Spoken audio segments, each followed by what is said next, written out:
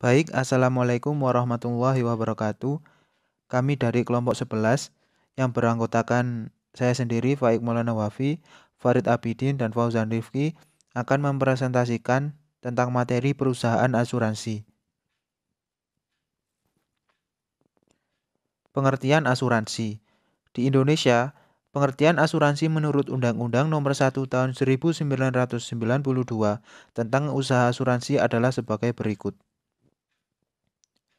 Asuransi atau pertanggungan adalah perjanjian antara dua pihak atau lebih, dengan mana pihak penanggung mengikatkan diri kepada tertanggung dengan menerima premi asuransi untuk memberikan penggantian kepada tertanggung karena kerugian, kerusakan atau kehilangan keuntungan yang diharapkan, atau tertanggung jawab hukum kepada pihak ketiga yang mungkin akan diderita tertanggung, yang timbul dari suatu peristiwa yang tidak pasti atau untuk memberikan suatu pembayaran yang didasarkan atas meninggal atau hidupnya seseorang yang dipertanggungkan.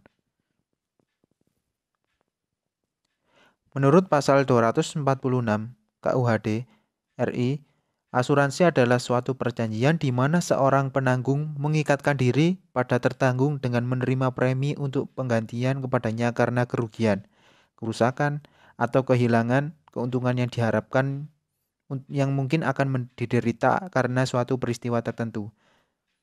Menurut Undang-Undang RI Nomor 2 Tahun 1992,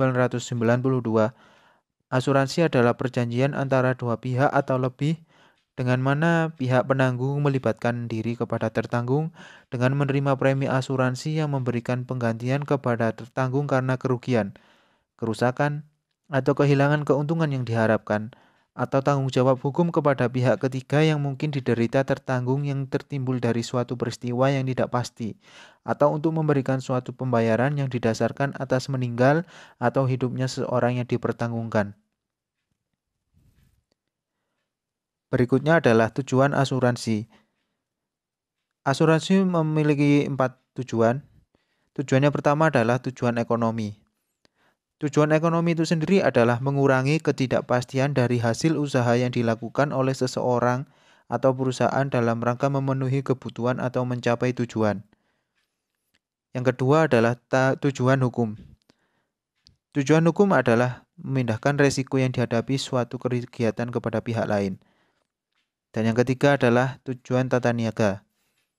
Tujuan tata niaga membagi resiko yang dihadapi kepada semua peserta program. Dan yang terakhir, yang keempat adalah tujuan kemasyarakatan. Tujuan kemasyarakatan menanggung kerugian secara bersama-sama antar peserta program asuransi, mengurangi resiko yang sudah ada dalam masyarakat dengan cara bertanggung jawab penuh pada asuransi. Jenis-jenis asuransi. Jenis-jenis asuransi yang berkembang di Indonesia jika dilihat dari berbagai segi adalah sebagai berikut. Yang pertama dilihat dari segi fungsinya, yaitu ada tiga: asuransi kerugian, asuransi jiwa, dan reasuransi. Jika dilihat dari segi kepemilikannya ada empat, yaitu asuransi milik pemerintah, milik nasional, perusahaan asing, dan campuran.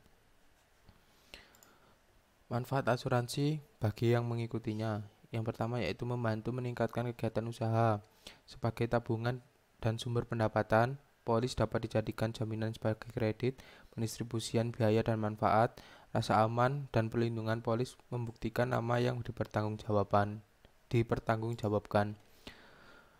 Sumber pendapatan dan biaya pendapatan perusahaan asuransi itu berasal dari tiga macam. Yang pertama hasil penjualan polis asuransi, yang kedua hasil atau pengembalian atas investasi yang dilakukan, baik investasi pada jangka panjang maupun jangka pendek. Yang ketiga adalah fee jasa dari asuransi tersebut. Oke, baik, di sini saya akan meneruskan dari penjelasan Saudara Fauzan tentang keuntungan asuransi. Keuntungan dari usaha asuransi untuk masing-masing pihak adalah sebagai berikut. 1. Bagi perusahaan asuransi, keuntungan dari premi yang diberikan ke nasabah, keuntungan dari hasil penyertaan modal di perusahaan lain, dan yang ketiga keuntungan dari hasil bunga dari investasi di surat-surat berharga. Bagi nasabah, ada: satu, memberikan rasa aman; kedua, merupakan simpanan yang pada saat jatuh tempo dapat ditarik kembali; yang ketiga, terhindar dari resiko kerugian atau kehilangan; yang keempat, memperoleh penghasilan di masa yang akan datang; Dan yang kelima, memperoleh penggantian akibat kerusakan atau kehilangan. Prinsip-prinsip asuransi. Di sini ada 6 prinsip asuransi. Yang pertama adalah insurable interest, yang kedua utmost good faith, yang ketiga indemnity, yang keempat proximate cause, yang kelima subrogation, yang keenam contribution. Ada juga jenis-jenis resiko. Jenis-jenis resiko di sini ada 7, yakni yang pertama risiko spekulatif, yang kedua resiko murni, yang ketiga resiko khusus, yang keempat resiko fundamental, yang kelima resiko individu, yang keenam resiko harta, dan yang terakhir resiko tanggung gugat. Ya, sekian penjelasan dari kelompok kami. Bila ada yang ditanyakan, boleh berdiskusi di tempat yang sudah disediakan. Terima kasih. Wassalamualaikum warahmatullahi wabarakatuh.